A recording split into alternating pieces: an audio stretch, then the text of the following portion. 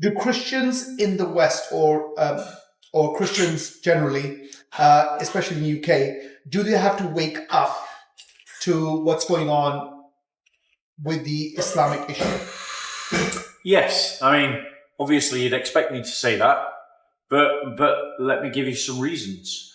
We've got a situation in this country now where someone has recently just been locked up for injuring Islam. We've had people prosecuted and found guilty of committing crimes because in legitimate legal protest, they burnt the Quran. We've had the situation where the police have come up to forced people to go to mosques to apologize in this country. We've got a situation where we have had Muslim grooming gangs operating without challenge. We've got a situation in this country where you've got halalification of the food industry, the rising of Islamic finance, an increase in the Muslim population, both through immigration, childbirth, and conversion.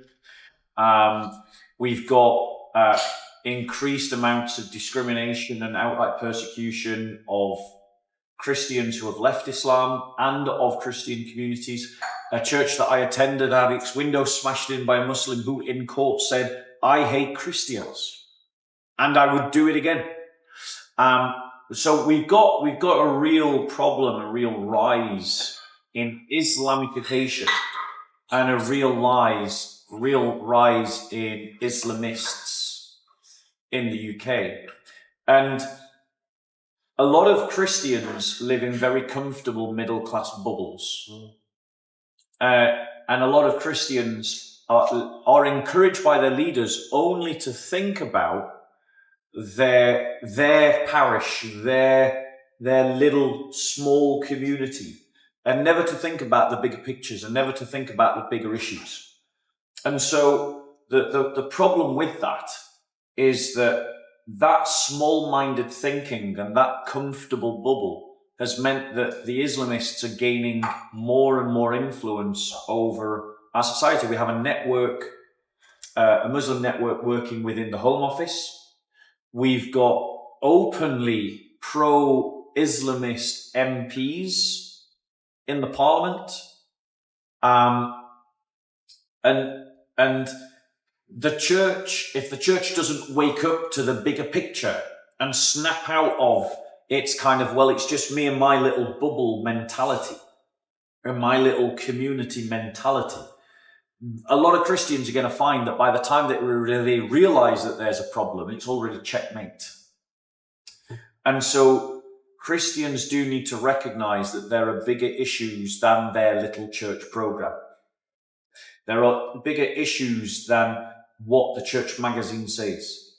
And that there are bigger issues than that will require them to make sacrifices and be uncomfortable and to suffer in the cause of Christ. And a lot of nice, comfortable, middle-class, white English Christians are a million miles away from ever picking up their cross and following Jesus. What they are picking up is their comfy mattress, their comfort blanket, and they're following their friends. And unfortunately, that's not the kind of it's not the kind of Christianity that's going to cut it into the future. There is a rising problem of Islamization. There is a rising problem of Islamists. There's been every realistic and genuine study that has been done, every survey of Muslim attitudes has shown that since September the 11th, 9/11, Islamist attitudes are increasing in the Muslim community. They're not decreasing. So rather than seeing a de-radicalization of the Muslim community, we're seeing an increase of radicalization within the Muslim community. It's still a minority. I mean, don't get me wrong. It is still a minority. At the highest, it's on certain questions, it's up to 30%, which is obviously still a minority. But 30% on certain questions, like whether a person who insults Muhammad should suffer death.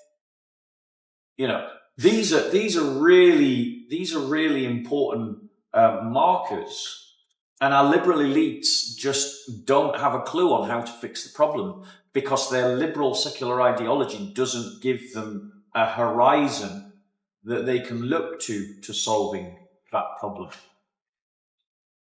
So yeah, Christians need to wake up and fast.